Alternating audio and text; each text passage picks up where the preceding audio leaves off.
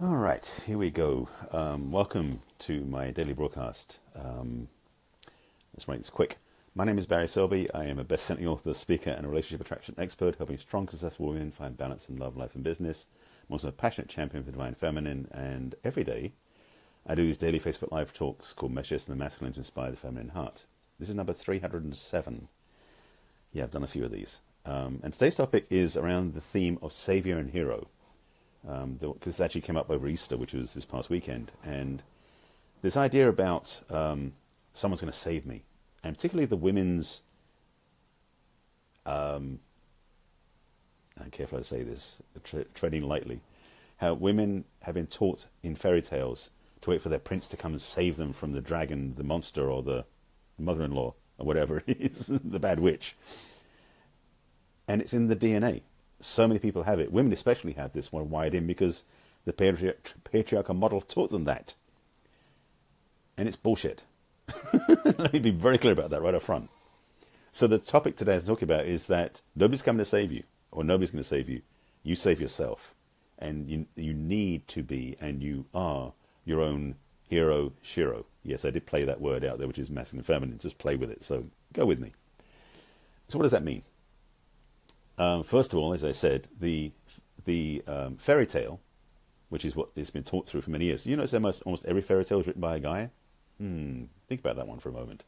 And all the women are damsels in distress, or princesses who must be saved by a prince, or whatever it is, that makes women feel inferior and codependent and needing to be saved by some charming, dashing champion, which makes all the men feel good and makes the women feel less than. And that's baloney. So, particularly for the women watching this, and for women out in the world, stop believing this crap. Yes, a man can take care of you. Ideally, he takes care of you sexually, emotionally, physically, mentally, and maybe financially too.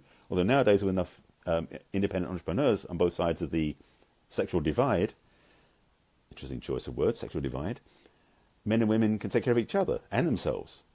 So it's a metaphorical experience in a way, and it's also a level of inner giving and caring versus external valuing type stuff, if that makes any sense. So that's the first part, which is not somebody else to save you. Second part is you don't need saving. If you think you need saving, you're playing the victim to something that's not even real. Isn't that fun?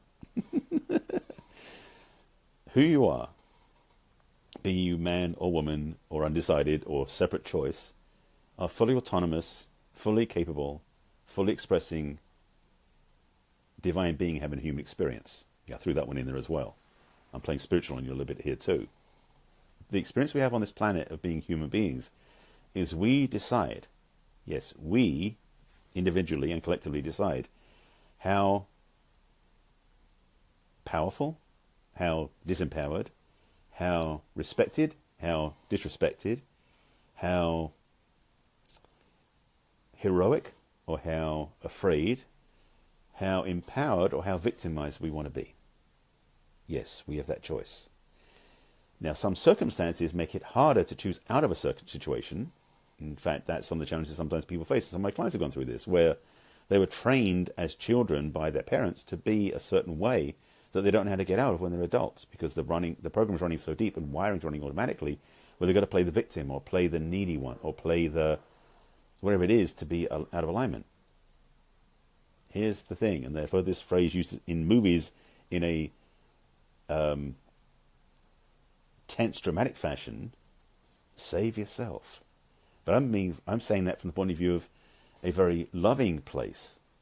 Save yourself.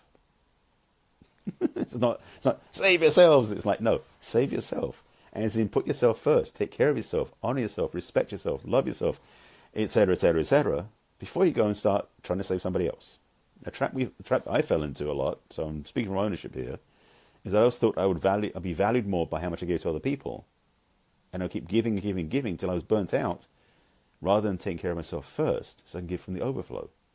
What I figured out, I should say, after the lesson got pounded into me several times, and I started learning the lesson, I got clear that, frankly, the more I take care of myself, the more I'm able to take care of other people, because I have more overflow, more abundance, more energy that comes from a place of that is somewhat infinite in a way. Rather than coming from the half-empty glass, I'm being filled up from within, and that gives me the ability to help other people as an overflow, as an abundance, as a gift of service. So, and I'm making this really succinct because I want to make sure you get this message clearly. I don't want to go on and drag this on forever and ever. You, yes, you who are watching this video, can save yourself, which is actually the healthiest thing that can happen. Because if you, and I'll throw this one out as a sideways thing, is if you're in a place where you think someone else is going to save you, you're absolutely dependent, codependent, upon them to keep saving you. Now, the downside of that is, and I realize I've got an offshoot to come back to that one, so I'll hold on to that piece for a moment. The challenge is that if they choose not to save you anymore, you fall away and you get lost again. You're a victim of their control, their choices. Now, this one over here I was sitting with. This piece is, there are situations in life where, yes, someone can save you physically because you're about to drive off a cliff, or you're in a burning building and some fireman comes to save you. Yes, that's great. But if you collapse in their arms and hope they'll save you all the time, they're going to be really challenged to try and do their job. Let them go do their job. They saved you in that moment. Be grateful. Then move on. Save yourself. So it's not about being fiercely independent and not letting anybody else help you.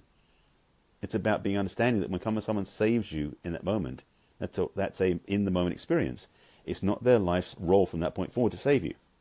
Because if you keep needing saving, you're in trouble. I hope this makes sense.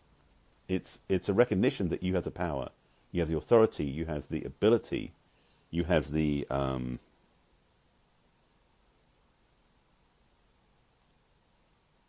I'll say it another way. You have the requirement to step up into your truth, to stand up for yourself, to honor yourself, and save yourself, to be your own savior. Because it's not anybody else's job. Now, in marriages, there's this thing about till death us part and love, honor, and obey. That's not part of this conversation, because if you use that as an excuse to have somebody save you, you're using it wrong. You're actually using it selfishly and against the other person. I'm not going to get into that one right now. I think I've made the point clear, so I'll say it one more time just to really get the point. It's not somebody else's job to save you.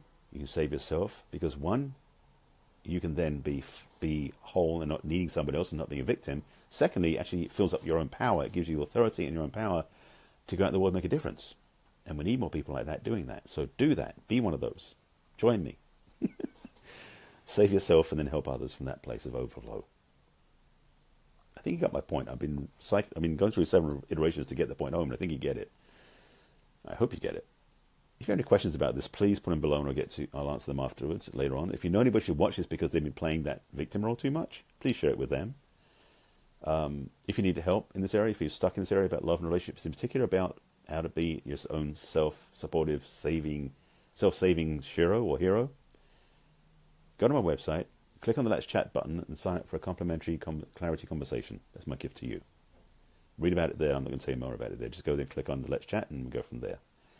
If you want to see my other broadcasts, this is number 307. So there's 306 of these broadcasts plus this one on my business page on Facebook, which is barryselby.author on Facebook. It's also on my YouTube channel, which is Barry Selby. That seems to be a common thread. My name is everywhere in that sense. And it's the playlist is Messages of the Masculine, or on my website again, which is barryselby.com. Click on the video blog tab to look at all my videos there. It's a slow loading page because I've got 306 broadcasts out there, so there's a lot of broadcasts.